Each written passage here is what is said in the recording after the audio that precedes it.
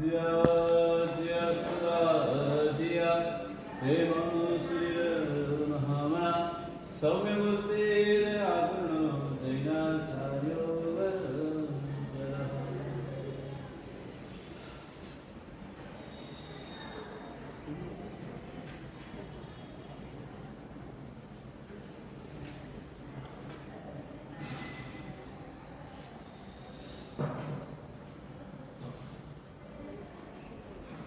शास्त्रा भगवान महाबाहु उपाध्याय विजय जी महाराज शांत सुधारस के अंदर अपनी आत्मा अपने चित्त को शांति प्रदान हो, हमारा मन शांत हो, हमारा हृदय शांत हो, शांति की गोद में कहते कि हमें खेलने का मौका मिले। परम आत्मा की शांति की एक ऐसी गोद है जहाँ पर एक बार जाने के बाद जीव को कभी भी जीवन में अशांति का अनुभव नहीं होता है।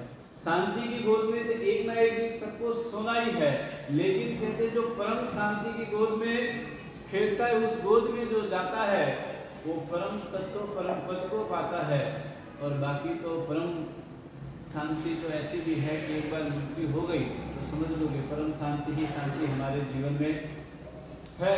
वो शांति गोद में सोने से अच्छा है कि परमात्मा की गोद में सोना ज़्यादा अच्छा लगता है, वहाँ पर खेलना ज़्यादा अच्छा है। तो यहाँ पर बात करते हुए शास्त्रा भगवान कहते हैं अपने हृदय को शांत और चित्त बनाने का प्रयास।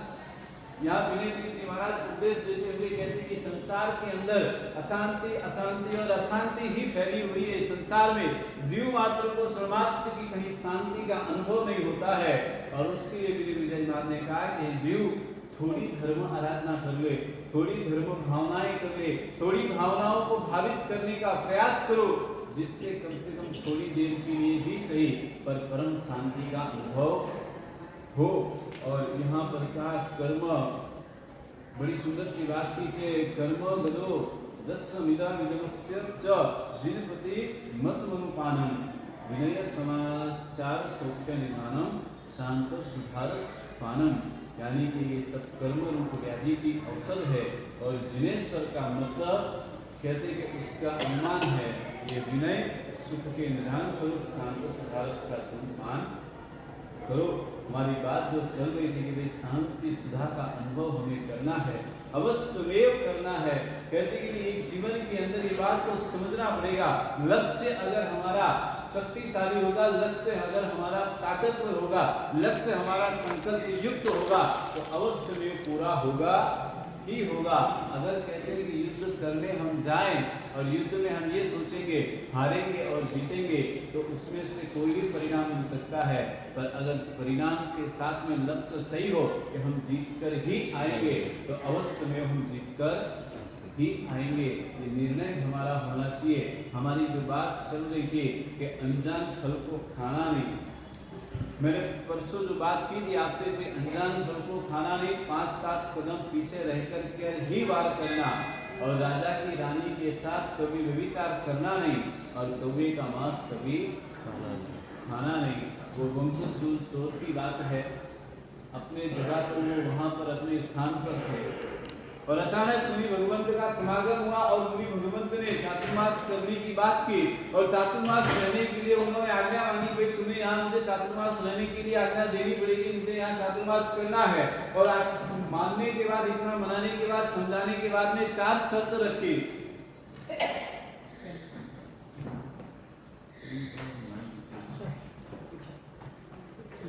तो वहां पर उन्होंने वो बात रखी और कहा कि भाई ठीक है, मेरी एक ही शर्त है, तुम यहाँ पर उपदेश नहीं देना, फिर शिक्षा नहीं देना और आप यहाँ पे चातुर्मास रह सकते हो।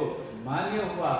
समय गया और आखिर में जाते जाते गुरु भगवंत ने 4 बात उनसे कही कि भाई देखो चातुर्मास तो शायद पूरा हो गया, समय पूरा हो गया, बोले हमारी जो शर्त रखी गई थी, जो बात हुई थी कमिटमेंट, उस हिसाब से हमने सब कुछ नियमों का पालन किया है, लेकिन आखिर में 4 महीने के अंदर उसकी आराधना और उनकी साधना देखने के बाद चोर के हृदय के अंदर भी साधुत्व के प्रति समता भाव कहते हैं जो आदर भाव था।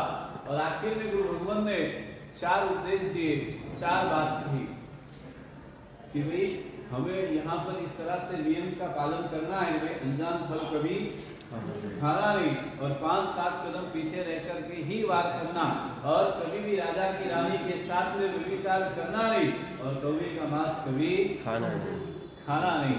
आखिर में ये 4 उपदेश गुरु भगवान ने दिए। अब थोड़ा समय हुआ, विहार गुरु भगवान का हो गया, और उसके बाद में यहाँ इस चोर के जीवन में वो चारों की चारों घटनाएं बनना शुरू होती है।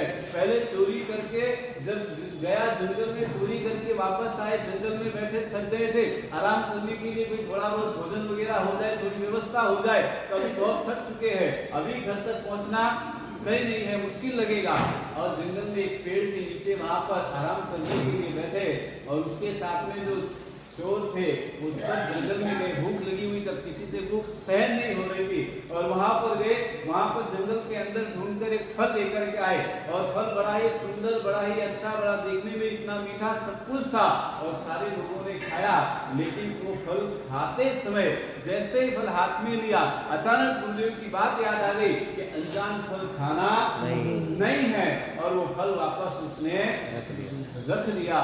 थोड़ी देर का समय हुआ, जिन जिन लोगों ने वो फल खाया था उन सबकी वहां पर मृत्यु हो गई, और उनसे पहली बार गुरुदेव की सत्य होती नजर आई कि भगवान ने जो कहा था, सब कहते कि गुरु भगवान ने जो बात कही थी उसमें ये पहली बात लागू होती है कि हमें किसी भी फल की जानकारी ना हो, किसी भी चीज की हमें जानकारी ना हो, किसी भी बात की अगर जानकारी ना हो, किसी चीज का अनुभव ना हो, तो वो कार्य करना नहीं। जगत के साथ कोई बात चल रही है, हमें पता ना हो, वहां पे हमें बोलना नहीं, किसी का कार्य जो चल रहा है हमें मालूम ना हो, उसमें हस्तक्षेप करना नहीं, और अगर जिस फल का नाम हमें पता ना हो वो फल हमें कभी खाना नहीं, क्योंकि किंपाक फल को, किंपाक फल था वो जो लेकर के आए थे।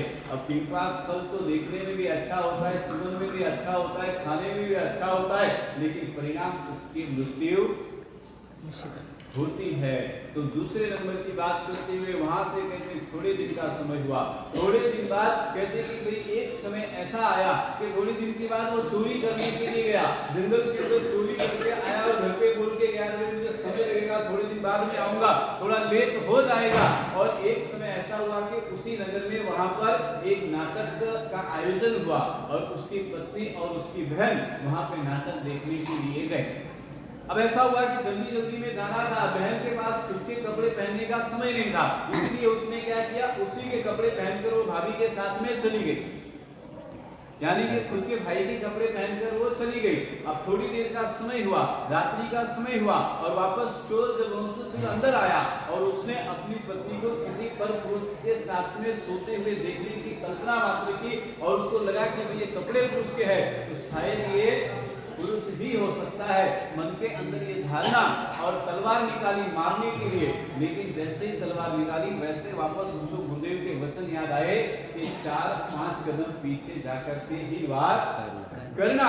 और थोड़ी देर का समय हुआ, पीछे जाकर के वार करने के लिए गया, तलवार पीछे दीवार में अटकी, तलवार नीचे गिरी, और वहां जो सोए हुए थे पत्नी और बहन दोनों साथ में सोए हुए थे, उसमें से बहन उठी और उसने कहा भैया आप आगे, और वो शब्द सुने और उसको लगा कि ये तो मेरी स्वयं की बहन है, अच्छा हुआ मैंने पीछे आकर के वार किया, अगर शायद मैं सीधा वार कर देता तो हो सकता था आज मेरे हाथ से मेरी बहन की हत्या हो जाती, लेकिन गुरुदेव ने कहा था, गुरुदेव के सत्य वचन याद आए और 4 कदम पीछे वार किया, तो आज मैं अहिंसा से यानी कि बहन की हत्या से मैं बच गया। थोड़े दिन के बाद वापस थोड़ा समय हुआ, सब चोरों ने प्लान किया कि राजा के महल में चोरी करने जाना, और राजा के महल में अर्धरात्रि का समय हुआ और चोरी करने के लिए चले गए, और चोरी करने के समय वापस आने लगे और रानी के कस्बे पहुंचे। रानी ने देख लिया, अब रानी ने देखा कि बबुसुन इतना सुंदर है, कामुक पुरुष है, उसके साथ में एक बार तो विचार होना चाहिए, एक बार तो काम वासना जगी और एक दूसरे के प्रति आकर्षण हुआ, एक दूसरे की वहां पर बात की, और रानी ने अपनी भावना वहां पर व्यक्त की, लेकिन वंक चोर ने मना किया, क्योंकि उसको वहां पर भी गुरुदेव के वचन याद आए कि भाई राजा की रानी के साथ में कभी भी विचार करना नहीं, वहां पे गुरुदेव के वचन आए, लेकिन वापस रानी ने उसे फंसाने का काम किया, जोर से चिल्लाने लगे, उसे फंसाया गया। सुबह का समय हुआ, राज दरबार में उपस्थित किया गया और कहते कि उनको फांसी वगैरह की सजा की सुनाने की बात चल रही थी, सबने अपील की, रानी ने दरखास्त की, लेकिन उस रानी को ये पता नहीं था कि वो सारा दृश्य जो रात को सारी जो घटना घटी थी, वो सारी घटना राजा ने स्वयं अपने आंखों से देखी हुई थी। और थोड़ी देर का समय हुआ और वहां पर उन्होंने पक्ष रखा कि भाई जो तुमसे कहा तुम्हें कुछ इस बात में बोलना है, तो उसने कहा कि राजन मुझे इस बात में कुछ भी बोलने का इच्छा नहीं है, मेरी कोई बोलने की भावना नहीं है, क्योंकि घटना जो घटित हो गई है, सजा मिलनी भी मुझे निर्धारित है। आप जो सजा देंगे, आप हमारे राजा है, आप जो सजा देंगे वो मुझे सजा स्वीकार है। अब गुनाह मैंने किया है या नहीं किया ये तो ऊपर वाला जानता है, बाकी अब इसका मैं प्रतिपक्ष रखता भी मेरा पक्ष, तो मेरे पक्ष में ना तो कोई सहायक होने वाला है और ना ही मेरे साथ में कोई गवाही देने वाला है। और उस समय उसकी कहते हैं कि सद्भावना और सच बोलने की दृष्टि देखकर राजा ने स्वयं कहा कि भाई ये सारा दृश्य मैंने देखा है, इसलिए मैं तुझे यहाँ पर निर्दोष घोषित करता हूँ और बाइज्जत मैं तुझे यहाँ से बरी करता हूँ। इसमें सारी गलती रानी की है, तेरी कोई गलती नहीं है। इस तरह से तीसरी बात भी गुरुदेव की सत्य होती है। और चौथे नंबर की बात करते हैं कि भाई कवि का मांस कभी खाना नहीं। एक समय आया उसके जीवन के अंदर में जब 50, 60, 70 साल पूरे हो गए और अचानक एक दिन बीमारी से गिरा। अब उसके हाथ में चलने की ताकत नहीं, कहीं जाने की ताकत नहीं, खाने की ताकत नहीं, एक बात करने की ताकत नहीं, और अचानक बड़ी भयंकर बीमारी से गिर गया और अचानक भयंकर रोग उसके शरीर में आ गया। सारी दुनिया के सारे डॉक्टर को दिखा दिया, सारे हकीम को दिखा दिया, सारे वैद्य को दिखाकर सारा इलाज करवा दिया, लेकिन बीमारी ठीक होने को तैयार नहीं। और एक दिन ऐसा आया कि एक बुजुर्ग वैद्य ने उनसे कहा कि भाई तुम्हें मैं 1 सेकंड में ठीक कर सकता हूँ, लेकिन एक समय के लिए तुम्हें कौवे का मांस मैं तुम्हें जो दवाई बना के दूंगा और उसको कौवे के मांस के साथ में तुम्हें खाना। अब ये वंकचूर को मंजूर नहीं था, क्योंकि वो परिस्थिति वापस खड़ी हो गई और उसने कहा, उसके मन में पक्का था कि गुरुदेव की सारी बातें सच हुई है और ये बात भी आज सत्य होने की तैयार पर है, लेकिन मैंने जैसे हर एक बात को माना है इस बात को भी मानूंगा, चाहे मेरी मृत्यु भी हो जाए तो भी मुझे कोई फर्क नहीं पड़ता, लेकिन गुरुदेव की बात सत्य है, उसको मैं यहाँ पर वो नहीं कर सकता, गुरुदेव की आज्ञा का मैं उल्लंघन नहीं कर सकता, चाहे मेरी प्राण ही क्यों ना चले जाए। और प्रतिज्ञा का पालन निश्चितता से, कहते हैं एकदम निष्ठावान होकर के प्रतिज्ञा का पालन, और कहते हैं कि बीमारी के साथ में भले उसकी मृत्यु हो गई, देवलोक आदि में प्राप्त हो गया, लेकिन गुरुदेव के वचन से कवि का मांस नहीं खाना, यानी नहीं खाना, ये प्रतिज्ञा का एक नियम होता है। हमारे जीवन में जब ऐसा एक नियम आ जाए, एक ऐसी कहते कि संकल्प दृढ़ता के साथ में एक प्रतिज्ञा आ जाए और गुरुदेव के वचनों पर हमारी जो श्रद्धा और विश्वास आ जाए, तो दुनिया में हर चीजों में हम विजय पा सकते हैं। पर विश्वास, श्रद्धा और प्रतिज्ञा हमारे जीवन में होनी चाहिए। ऐसा नहीं होना चाहिए कि गुरुदेव ने ऐसा कहा तो उनके पास पे प्रश्न करो, बाबू जी की कर लूं, हाँ वो कार वास्ते कर लूं, ऊपर तो प्रश्न पास भारी भारी है, हमें वाला जवाब देवानी पास विचार करे, बाबू जी क्यों कोई यूं करनु देखो करनु है, ये बात कीधी देखो करनी, मन में पास बाबू यूं करनु जरूरी है, ऊपर प्रश्न पास आएगा। अब विचार करो, उनको उनके जीवन में भी वो एक चोर होते हुए भी उसने प्रतिज्ञा का कितना कहते हैं तथास्तपणे उसने पालन किया। गुरुदेव के वचनों की श्रद्धा उसके जीवन में कैसी रही होगी, बाकी वही धातु कड़ी पूछ सकते होंगे, बाद से 4 महीना कोई नहीं बोलिया बराबर, चौमास और नियम रो पालन की है कीधो, हमें जाता मेरे पास से 4 दिन बात करें जाओ रिया, अनु कोई मतलब है, हाँ पूछ सकते हो, गुस्सों में कहा जाते हो और उन्होंने कभी पूछिए। आखिर में जाते जाते गुरु भगवंत ने जो उपदेश दिया उसको श्रद्धा के साथ में स्वीकार। हमारे जीवन के लिए कहते हैं कि जब ये विश्वास हो कि कभी भी गुरु भगवान परमात्मा जो भी कहेंगे वो हमारे लिए, हमारी आत्मा के लिए हितकारी ही है। अगर ये श्रद्धा वचनों पे विश्वास आ जाए, समृद्धि की प्राप्ति होने में ज्यादा टाइम नहीं लगता है कि निर्जल भावना के अंदर में वास करते हुए यहाँ पर विनय विजय महाराज ने बात हमें समझाई और कहा कि जीवन के अंदर इस संसार की असारता ऐसी है, इस संसार के चक्र में हम ऐसा फंसे हैं, शायद ये संसार हमसे छूटना मुश्किल है, शायद ये संसार हमें छोड़ेगा नहीं। हम तो शायद छूटना भी चाहें तो भी शायद ये संसार हमें न भी छोड़े, लेकिन कहते संसार से अगर एक मिनट का निर्णय हो कि कम से कम इस संसार से आज नहीं तो कल अवश्य में छूटना ही छूटना है, इस संसार से अवश्य में निकलना ही निकलना है, हमारे जीवन के अंदर एक परिणाम आता है। यहाँ निर्जल भावना समाप्त होने के बाद में लोक स्वरूप की भावना की बात करते हुए विनय जी महाराज कहते हैं कि लोक के स्वरूप को समझो, ये लोक कैसा है, जिस लोक में तुम रहना चाहते हो, जिस लोक में तुम फंसे पड़े हो, इस संसार रूपी चक्र में जब तक तुम्हारी इच्छा है तब तक तुम रहना चाहते हो, तुमको लगता है कि मुझे ये संसार सुखमय है, मुझे लगता है ये लोक तुम्हारे लिए कहते हैं हमारे लिए योग्य है, लेकिन शास्त्रकार भगवान कहते हैं इस लोक के स्वरूप को भी एक बार समझने का प्रयास करो। ये इस लोक जो है ये तुम्हारे किसी काम का नहीं है, तुम्हारे लिए काम का तो सिर्फ और सिर्फ परलोक है। ये लोग भी एक ना एक दिन छोड़कर अवश्य वे जाना। हमारे जीवन के अंदर हमें ये विचार करना है, सोचना है, समझना है, प्रयास करना है कि संसार कैसा है।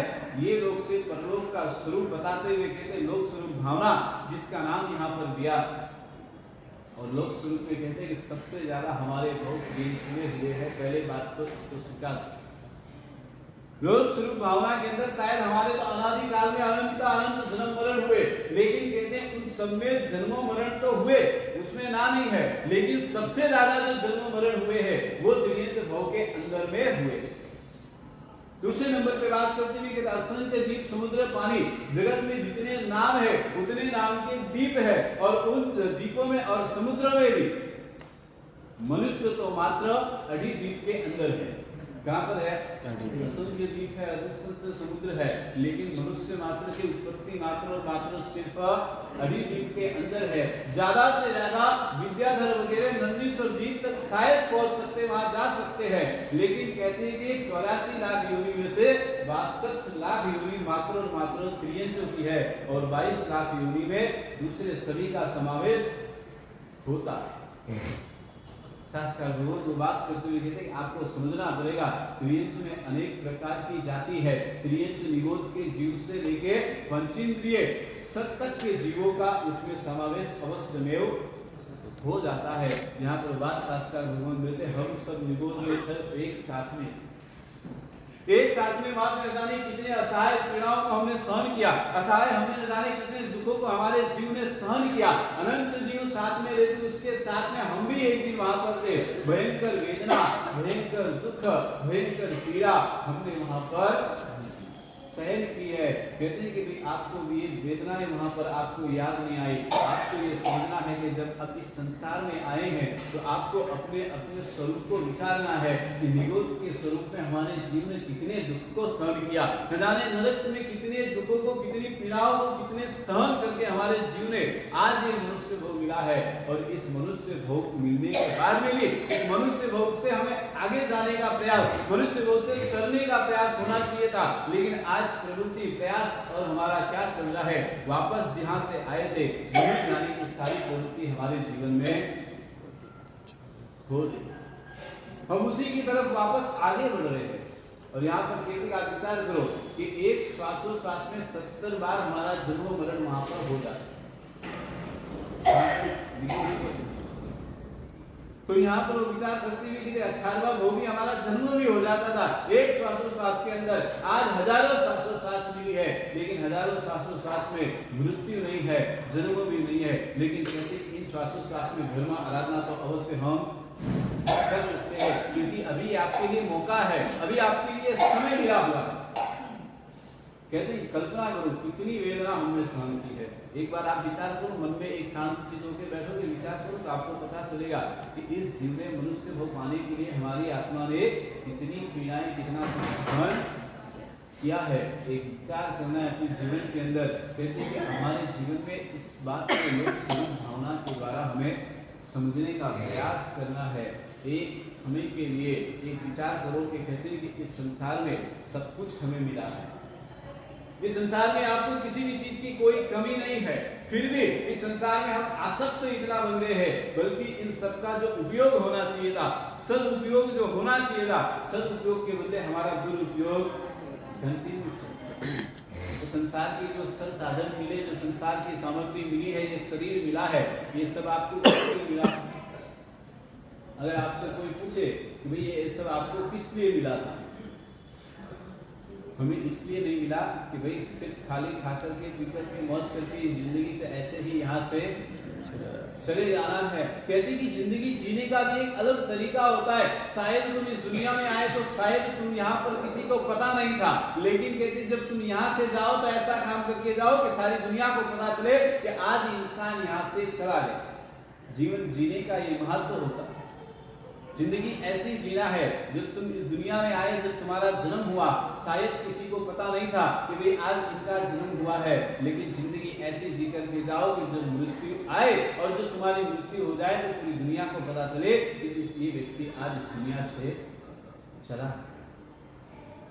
हम देख रहे हैं आज कहते हैं परमात्मा के जीवन की हम बात करें, गणधर भगवंतों के जीवन की बात करें, अपने आप में कहते आज के समय के बड़े बड़े लोगों की भी आप बात करो, जन्म कहाँ पे किसका हुआ किसी को पता नहीं था। कहते कि अब्दुल कलाम का जन्म कहाँ हुआ, कब हुआ, किसी को उस समय पे पता नहीं था, लेकिन इस दुनिया से गए तो पूरे हिंदुस्तान को पता था कि आज अब्दुल कलाम की मृत्यु हुई। जीवन ऐसा जीवन धर्म आराधना के साथ में आज वस्तुपाल देशपाल को हम याद करते हैं, भामा शाह को हम याद करते हैं, धन्ना शाह को हम याद करते हैं, लेकिन उनके जीवन के अंदर शायद उनका जन्म कहाँ हुआ, कब हुआ, यह हमें पता नहीं है। लेकिन आज धन्ना शाह ने अपना नाम एक गाना पूर्ति से बनवाकर अमर कर दिया। दुनिया में आज भी पता चलता है कि वे धन्ना शाह कौन है। नहीं जीवन कैसा जीना है, जीवन मम्मन सेठ जैसा जीना है कि धन्ना शाह सेठ जैसा जीना है? बोल हाँ कैसा जीना है, बोल क्या लगे? जीवन जीवारी मजाक में हाँ अनुपमा देवी म्हणे जीवन में गेली हिमंत स्वामी काल भाव यात्रा केली, महाविद्यालय क्षेत्र जाणलं की नाही जाण हाँ भाव आवे तो આપણે કમસે એક વર્ષ महाविद्यालय क्षेत्र जावा जेलू है, एक वर्ष जावा जेलू है कि नहीं? हाँ ऐसा रिटर्न आवाली गारंटी तो कोई नहीं है, पर एक बार जावा की गारंटी तो રાખવી चाहिए कि नहीं? पक्की नहीं है, पर भाव तो वेड़ा है। जियो के नहीं तो ऊपर वाला हाथ में उसे विचार करेंगे, पर कर्म अगर ऐसा करे कि एक बार विचार करके अपने जीवन के अंदर जीवन जीने का प्रयास करो। अनुपमा देवी जैसा एक बार जीवन जीकर के देखो, भाग में क्षेत्र ना मिले तो क्या, लेकिन उनके जैसा जीवन जीने का प्रयास तो हमें करना पड़ेगा, तभी तो महाविद्यालय क्षेत्र में जा पाएंगे, ऐसे तो जाना मुश्किल है। यदि 84 लाख के चक्कर में आप विचार करो, इस लोक स्वरूप के अंदर कितना भय पड़ा हुआ है, इस दुनिया में जीव व्यक्ति कितनी असत्य कितने भयों के अंदर जीता है। कहते हैं इंसान इंसान की बात करे, कहते हैं एक छोटे से प्राणी की बात करे तो कहते हैं चूहा बिल्ली से डर के जीता है, बिल्ली कुत्ते से डर के जीती है, बिल्ली उससे बड़े प्राणी से डर के जीती है, हाथी सिंह से डर के जीता है, सिंह कहते हैं अपने आप में डर के भय में जीता है, और इंसान इंसान के भय से जीता है। क्या भय की प्रवृत्ति कैसी है? हर एक जीव मात्र एक एक जीव को हम देखने जाएं तो कहते हैं एक एक जीव किसी ना किसी व्यक्ति से अपने से बड़े से जीकर के जीता है। पहले तो ये जमाना हुआ करता, पहले तो ये समय होता था कि भाई इंसान इंसान कहते कि हर एक व्यक्ति किसी ना किसी बड़े जीव से किसी ना किसी बड़े प्राणी से जीकर के जीता है। आज की परिस्थिति ऐसी हो गई कि इंसान को इंसान से डर के जीना है। आज क्या हुआ है?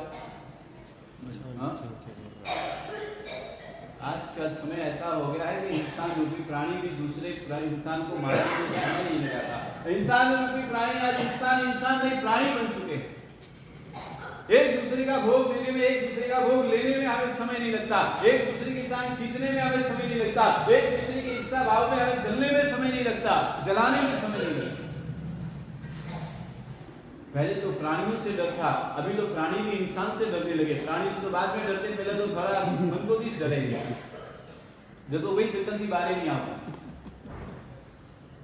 इस समय एक परिस्थिति ऐसी हुई, लोग स्वरूप भावना की बात महाराज कहते हैं आपको समझना है, विचार करना है कि श्लोक स्वरूप के अंदर यहाँ पर आपको इतनी आसक्ति है इस संसार की।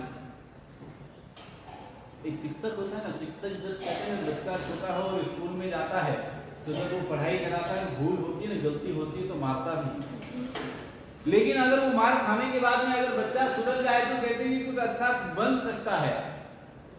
संसार में दुख आना भी उसी प्रकार से है। थोड़ी बहुत गलतियों से शायद थोड़ा दुख आ भी जाता है। ये दुख जो आता है वो हमारे लिए एक टीचर समान है। संसार में तुम्हें जीने का अनुभव ठोकर करा के तुम्हें सिखा के जाना चाहता है, तुम्हें समझाना चाहता है। विचार करो कि संसार में जो तुम सुख के पीछे भाग रहे वो सुख किसी काम का नहीं है। जैसे बच्चा अच्छी पढ़ाई करके अच्छे मार्क्स से पास हो सकता है, उसी तरह से कहते हैं कि संसार में दुख आना वो तुम्हारे लिए अनुभव है। कि थोड़े दुख में तुम्हें घबराने की जरूरत नहीं है कि वहां पे टीचर मारता है, यहाँ पे दुख मारता है।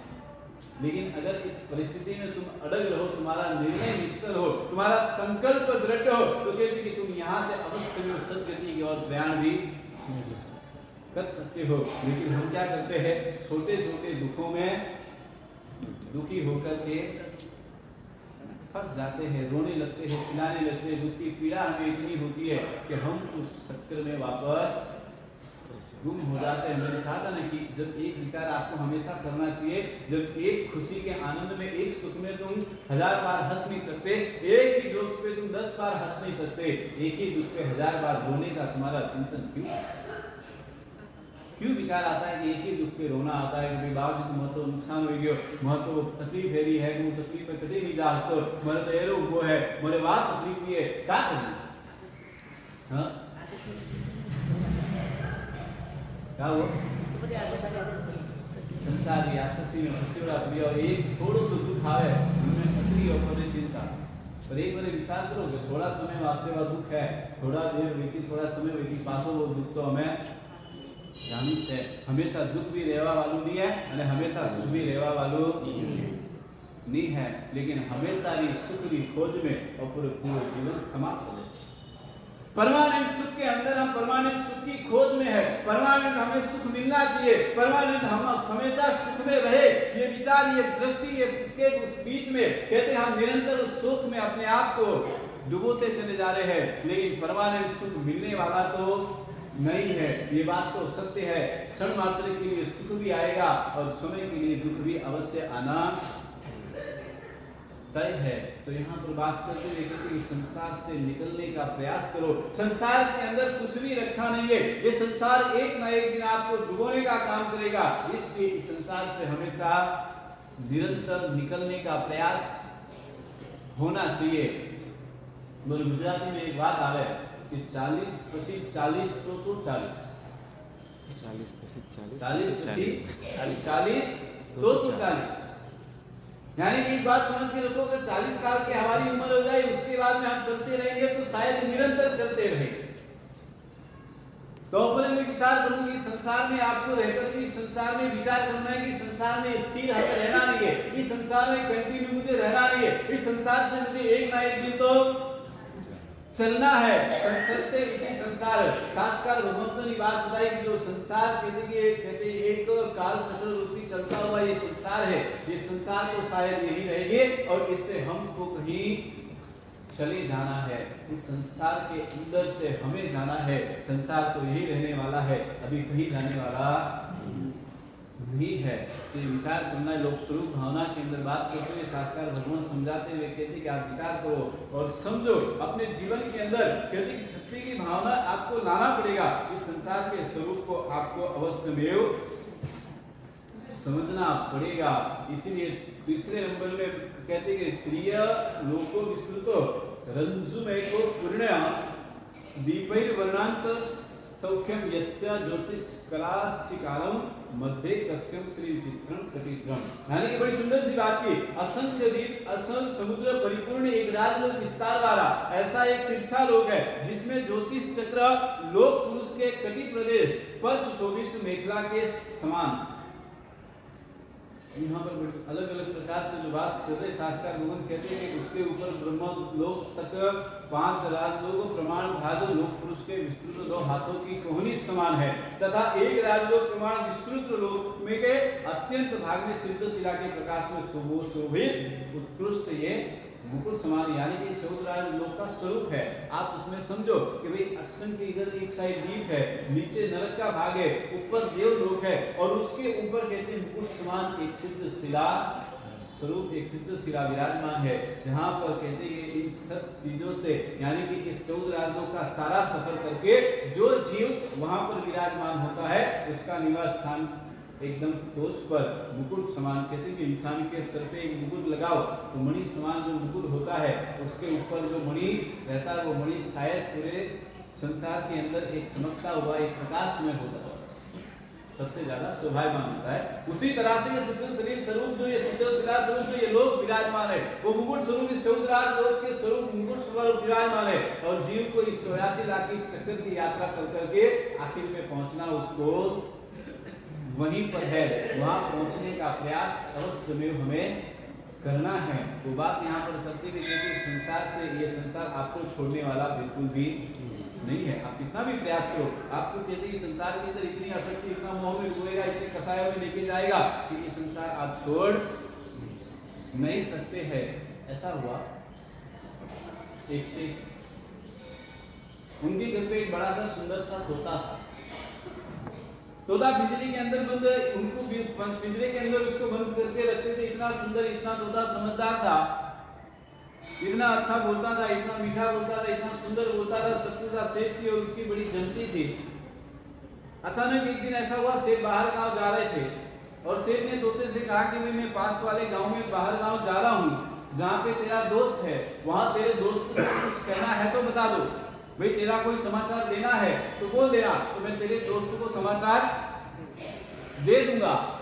और सेठ ने कहा, तो तोते ने कहा कि सेठ कोई बात नहीं, एक काम करना, मेरा अगर आप सच में समाचार लेके जाना चाहते हो, मेरा समाचार आप सच में देना ही चाहते हो, तो आप एक काम करना, खाली मेरे दोस्त को इतना बोलना कि मुझे इस पिंजरे से निकलना है और उसका कोई मार्ग है क्या?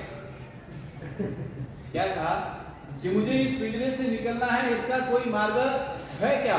सेठ ने कहा गजब यार, इस पिंजरे से मार्ग निकलने का तेरे को क्यों विचार आ रहा है? तुझे सब कुछ मिला, इतना सब कुछ अच्छा है, ये समाचार तो मैं सोचूंगा। तोते ने कहा देखो सेठ, आपने पूछा इसलिए मैंने बता दिया, सीधी सी बात है। आपने पूछा कि वहां पे कोई समाचार देना है तो दे देना। अब मेरा यही समाचार है कि वहां मेरे दोस्त को जाकर के इतना पूछना कि इस पिंजरे से निकलने का कोई मार्ग है क्या? अब आपको बताना या नहीं बताना आपकी मर्जी है, मेरे घर तो जो काम था मैंने आपको बता दिया। सेठ ने कहा चलो ठीक है कोई बात नहीं, कहती कि आप विचार करो। वहां पर गए और वहां उनके दोस्त के सेठ से मिलना हुआ। सब कुछ मिलने के बाद में कहती कि सारी व्यवस्था हुई, सब कुछ हुआ, आवागमन, नाश्ता पानी, खाना पीना सब कुछ होने के बाद में आखिर के समय में जब जाने लगे तो वापस घर से बाहर आए और जैसे घर से बाहर आए उन्होंने उसके दोस्त से पूछा तो, और उसके दोस्त ने वहां पर भी पूछा कि मेरा दोस्त कैसा है? तो उन्होंने कहा कि दोस्त तेरा एकदम अच्छा है, बढ़िया है, केयरफुल है, कोई चिंता करने जैसी बात नहीं है, आराम से खाता है, पीता है, मस्त मस्ती में मजे में आराम से है। तो उन्होंने कहा कि उसने मेरे लिए कोई संदेश, तो कहा हाँ उन्होंने एक संदेश दिया है, उसने तेरे लिए संदेश दिया है कि भाई सेठ मेरे दोस्त से जाकर के ये कहना कि मुझे इस पिंजरे से निकलना है और इसका कोई मार्ग है क्या? सेठ ने जैसे ये बात की वैसे ही तोता सुनने के बाद में टेंशन में आ गया तुरंत, और जैसे ही उसने सेठ ने बात की वैसे ही वो तोता बेहोश हो गया। तोता बेहोश हो गया। सेठ को लगा यार ये तो खाली समाचार सुनने के बाद में बेहोश हो गया, कितना इनका दोनों का प्रेम होगा, कितनी इनकी दोनों की जिगरी दोस्ती होगी, कितना इन दोनों के बीच में कितना एक दूसरे की दोस्ती का कितना अंडरस्टैंडिंग होगी, कितना प्यार कितना प्रेम होगा इस दोस्ती में, कि ये शब्दों सुने और तोता बेहोश हो गया। थोड़ी देर का समय हुआ, सेठ ने उस तोते को बाहर निकालकर थोड़ी देर में प्रयास किया, उसको उठाने का, पानी मारा, सब कुछ किया, लेकिन उठा नहीं और आखिर में लगा कि शायद अब इसको ऐसे बाहर ही रहने दो। वहां से वापस आकर के अपने घर में गए, घर में पानी पी के वापस बाहर आए और तोते ने पूछा कि सेठ आपने मेरा कोई समाचार?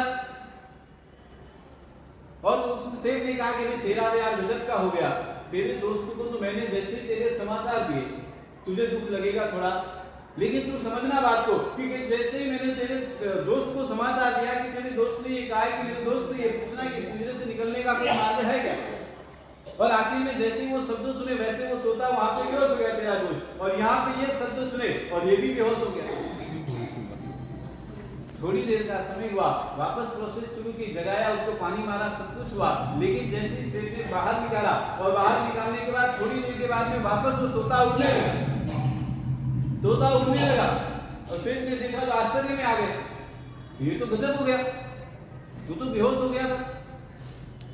और उस समय पे उस तोते ने कहा कि सेठ, आपका जो बात थी कि आपका हमारा दोनों का प्रेम है और बीच में भले मेरे दोस्त ने कुछ बोला नहीं था, लेकिन मेरे जो प्रश्न था कि भाई इस पिंजरे से मुझे बाहर निकलना है, इस पिंजरे से बाहर निकलने का कोई मार्ग है तो बता देना। आप समझ नहीं पाए, मेरे दोस्त ने वही मार्ग जो कहती है बोलने के बजाय उसने इशारे में करके दिखा के समझा दिया, और आज देखो पिंजरे से आपने मुझे बाहर निकाला और मैं पिंजरे से आजाद हूं। बात समझ में आई कि नहीं आई? हाँ, सेठ ने पिंजरे से उसको बाहर निकाला और तोता पिंजरे से आजाद होकर के उड़कर चला। यहाँ पर किसी संसार के लिए जब तुम कहते कि आप विचार करना है, यहाँ पे ये बात समझना, ये संसार तुम्हें शायद ऐसे ही छोड़ने वाला नहीं है, ये संसार आपको किसी भी हालत में इस तरह से छोड़ेगा नहीं, लेकिन कहते जो तुम संसार को अपने लिए, जब संसार के लिए तुम अपने आप को निकम्मा बना दोगे तब ये संसार अपने आप छोड़ देगा। कहते कि संसार के अंदर तुम अपने आप को संसार के लिए निकम्मा बनाने का प्रयास करो, संसार के अंदर तुम अपने आप को निकम्मा बना दो। कहते कि इस काम के यहाँ पर तुम संसार में एकदम निकम्मे हो जाओ, इस संसार में तुम किसी काम के ना लो, उस दिन कहते कि तुम प्रभु के काम के हो जाओगे। जिस तुम संसार के लिए निकम्मे हुए उस दिन तुम प्रभु के लिए काम के हो जाओगे। बात समझ में आ रही है? संसार वास्तव पे जरे तक कोमरा हो वटे तक परमात्मा पे कोई कोमरा नहीं हो। संसार वास्ते काम विना रहूंगा, परमात्मा वास्ते कोमरा हुआ।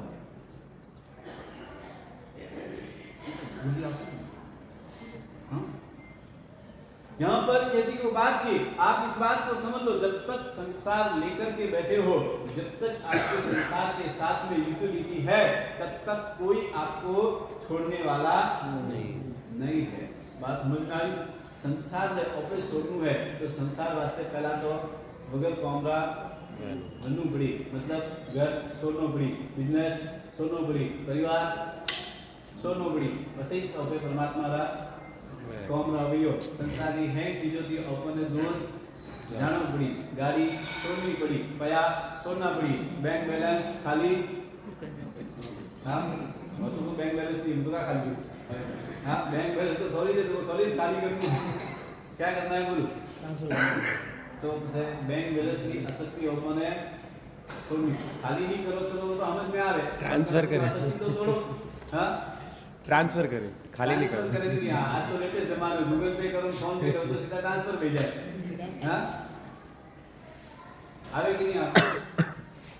तो यहाँ पर कहते हैं कि आपको विचार करना है कि आपकी जीवन के अंदर ये सारी चीजों को आपको सोच के विचार करना है कि भाई आप कहीं भी जाओ तो अब सोसाइटी में हम चले जाते हैं, टॉप जगह पे हम जाते हैं, सब जगह हमारे लिए लोकेशन अच्छा होना चाहिए, सब कुछ अच्छा होना चाहिए, ये विचार हमारे कहते हैं कि संसार के लिए है। लेकिन आपने विचार किया कि आत्मा के लिए भी कोई टॉप लोकेशन होनी चाहिए? हाँ, संसार के पदार्थ के लिए, शरीर की आसक्ति के लिए, शरीर के लिए, इस परिवार के लिए आपने सब कुछ किया, अच्छा घर लिया, अच्छा मकान लिया, टॉप जगह पे लिया, लेकिन कहते आत्मा का स्थान भी टॉप होना चाहिए था। एक तो विचार करना, आत्मा ने संसार में राख दिया, हाँ अंते टॉप माते जाओगे, ठीक है ना? आत्मा को कोई मोक्ष में पहुंचाना नहीं, टॉप स्थान उसका कहाँ है? तो क्या करना है बोलो? एक घर बेटे बनाऊंगे, हाँ विचार आप एक घर तो बेटे बनाऊंगा नहीं बनाऊँ, मैं तो चंद्र ऊपर भी जा रही प्रोसेस आ रही है, तो बेटे कुछ इधर आ गई तो बेटे कुकिंग कर रही हो कि नहीं? प्लॉट वगैरह, हाँ प्लॉट कुकिंग में है, क्या करना है बोलो? बेटे जा रही इच्छा है, तो यहाँ पर कहते हैं एक प्लॉट तो शुद्ध शिला पर भी होना चाहिए, हाँ वो तो शाश्वत है। फिर एक बार ले लिया तो आपको कभी भी उसको खाली करने की जरूरत नहीं पड़ेगी। बाकी आप दुनिया में कहीं भी चले जाओ, कितने भी प्लॉट ले लो, 100% एक ना एक दिन तो उसको खाली करना ही पड़ेगा। तो प्लॉट लेने में भी फायदा हो वैसा लेना कि नुकसान वाला? बोलो परमानेंट नहीं चाहिए कि टेम्पररी वाला चाहिए? हाँ परमात्मा ने जो प्लॉट आपको लेने के लिए बात की है वो कौन सा है? परमानेंटली वाला, और तुमने लिया कौन सा है? टेम्पररी वाला। तो फिर कैसे काम चलेगा? आपको सोचना पड़ेगा। तो यहाँ पर बात करती है, आप विचार करना है कि आप विचार करो, समझ लो भाई, हम भले 50 करोड़ 100 करोड़ का भी घर बना दे, लेकिन एक ना एक दिन तो छोड़कर अवश्य में हो जाना ही जाना है। हमारा क्या होता है, हमारे विचार आजकल कैसे हो गए मालूम है? घर अच्छी जगह पे होना, बढ़िया होना, टॉप जगह पे होना। आप विचार करो, 50 करोड़ का घर हो, ऐसा घर आपको चाहिए, लेकिन 50 करोड़ के घर में कोई महात्मा का पगला ना हो तो हमारे साधुओं का उपासना कहते हैं कि बोले 10 करोड़ के खर्चे में बना हो या 1 करोड़ के खर्चे में बना हो, हमको संतोष है, क्योंकि हमें उससे कोई लेना देना नहीं है, क्योंकि उसमें निरंतर महात्माओं का आना जाना रहता है। और तुम्हारा 50 करोड़ का घर हो और कोई महात्मा ना आए तो क्या होगा? घर घर है कि शमशान है? हाँ, लगता है ना, विचार तो आता है, कभी कभी सोचते हैं। अभी एक बार तो विचार, तो यहाँ पर यदि आप विचार करना है कि अपनी वेशभूषा, अपना कल्चर, अपनी संस्कृति, हमारे को अपने आप में संस्कृति को ध्यान में रख के चलना पड़ेगा। अपनी वेशभूषा में हमें रहना पड़ेगा। आज की परिस्थिति कैसी हो गई है, हम अपनी संस्कृति को छोड़ रहे, अपनी वेशभूषा हमने छोड़ा है, अपना कल्चर हमने छोड़ा है, अपना स्वभाव हमने छोड़ा है। और ये सब छोड़ने के बाद में हमने पाया क्या है? आपको विचार करना है ना कि भाई, कहते हैं कि घर के अंदर पहले के जमाने में घर में वडील और बुजुर्ग जब होते थे तो चाहे कोई भी निर्णय हो, एक बार वडीलों से पूछा जाता था, एक बार बुजुर्ग की राय लेकर के निर्णय लिया जाता था। आज का समय कैसा हो गया है? हाँ, बुजुर्ग की कोई पूछ के निर्णय लेने की परिस्थिति अभी शायद बहुत कम है। आप सबके घर में होती हो तो बहुत बहुत धन्यवाद है। बाकी तो अगर हम देखने जाएं तो किसी का आप विचार करो, भाई इस दुनिया के अंदर कहीं भी घूमते चले जाओ, कितना भी आप विचार करो, आपको सोचना है कि भाई अपने जीवन के अंदर हमने क्या, आज की इस परिस्थिति में हम कहाँ जा रहे हैं? आप विचार करो। बिल गेट्स के जीवन का एक प्रसंग मैंने पेपर में पढ़ा था। जब वो करोड़पति नहीं थे, धनपति नहीं थे, कोई पैसा उनके पास में नहीं था, अचानक एक दिन रास्ते मार्ग से ही जा रहे थे और अचानक एक पेपर वाले के पास में गए और पेपर पढ़ने के लिए मांगा। और उस समय पे उनके जीवन में पेपर पढ़ के, पेपर लेने का पैसा उनके पास नहीं था कि पैसा देकर के वो पेपर ले सके। और उस समय की उस परिस्थिति के अंदर कहते कि जीवन में आप विचार करना, समझना, और फिर भी वहां पर पेपर मांगा और पेपर वाले ने उनको पेपर पढ़ने के लिए दिया। और थोड़ा समय हुआ, थोड़े समय के बाद में इनकी परिस्थिति अच्छी हुई है, टॉप नंबर पे गए, पूरे विश्व के अंदर टॉप नंबर के करोड़पति बने। और एक समय ऐसा आया जब इंटरव्यू देने की बात आई और उनमें इंटरव्यू में उनसे पूछा गया कि आप दुनिया के सबसे बड़े धनाढ्य व्यक्ति है, एक नंबर के आप टॉप नंबर पर पहुंचे हुए व्यक्ति है, आपके जीवन में भी कभी किसी को कुछ देने का आपका बाकी है क्या? और उस समय पर बिल गेट्स ने कहा कि मेरे जीवन में अभी भी मुझे एक व्यक्ति का ऋण चुकाना बाकी है। और वहां पर इंटरव्यू में उन्होंने सारी घटना बताई कि एक समय ऐसा था, मैं वहां पर गया था और मुझे पेपर पढ़ने की इच्छा हुई, लेकिन मेरे पास पेपर लेने का पैसा नहीं था, लेकिन पेपर वाले ने मुझे पेपर दिया था। और थोड़े समय के पहले मैं वहां पर पेपर वाले से मिलने गया और पेपर वाले से मैंने कहा कि तुमने मुझे पहचाना? और पेपर वाले ने कहा कि हाँ, मैं तुम्हें जानता हूं। और मैंने उस टाइम पे कहा कि तुमको शायद याद नहीं होगा, लेकिन मुझे याद है कि कुछ समय पहले तुमने मुझे यहाँ पर एक पेपर पढ़ने के लिए दिया था। आज मैं दुनिया का सबसे टॉप नंबर का करोड़पति बना इंसान हूँ, एक वहां पर मैं तुम्हारे सामने उसका ऋण मैं चुकाना चाहता हूँ। और ऋण चुकाने के लिए तुम दुनिया की किसी भी चीज पर, किसी भी जगह पर, किसी भी तुम तुम्हारा हाथ रख दो, वो जगह तुम्हारे हो जाएगी। और उस समय पर पेपर वाले ने बड़ा सुंदर सा जवाब दिया कि आप शायद आज आप दुनिया के करोड़पति हैं, आप टॉप नंबर पे पहुंचे हुए हैं, आपके पास करोड़ों की संपत्ति है, इसीलिए आप मेरा ये जो उपकार के ऋण था उसे आप चुकाने के लिए आए हैं। नुकसान आपको सामने आना, आप विचार करो कि आप इस समय पर आप मेरे लिए यहाँ पर आप मुझे देने के लिए आए हैं, क्योंकि आज आप दुनिया के धनवान व्यक्ति है, पर मुझे कुछ नहीं चाहिए। उसने क्या कहा? आप शायद मुझे कुछ भी दे सकते हैं, लेकिन मुझे कुछ नहीं चाहिए। तुम मुझे देने तब आए जब दुनिया के तुम कहते कि श्रेष्ठ व्यक्ति बने, और मैंने तुम्हें तब दिया था जब मैं शायद दुनिया का सबसे क्या था? गरीब व्यक्ति, यानी कि मैं शायद उस समय पर तुम मुझे आज देने आए क्योंकि आज तुम दुनिया के सबसे करोड़पति बने इंसान हो, लेकिन मैंने तुम्हें तब दिया था जब मैं शायद दुनिया का सबसे गरीब इंसान था। लेकिन मुझे कुछ भी नहीं चाहिए। हम अपने लिए जब अच्छा कहते हैं कि दुनिया में एक बात समझना, इसलिए कहता हूं, आप किसी के लिए अच्छा सोचना हो, आपको अगर किसी के लिए अच्छा सोचना हो, किसी के लिए अच्छी पोजीशन की जरूरत नहीं है, हृदय से भरे प्रेम की जरूरत है। जब किसी के लिए अच्छा सोचना हो तो पोजीशन की कोई जरूरत नहीं है।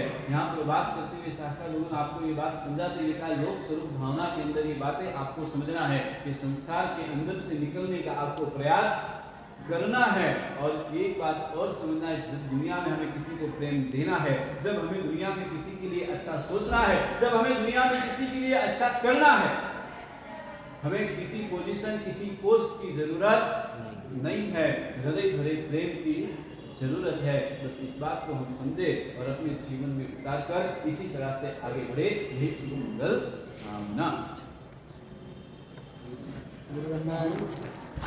स्वामी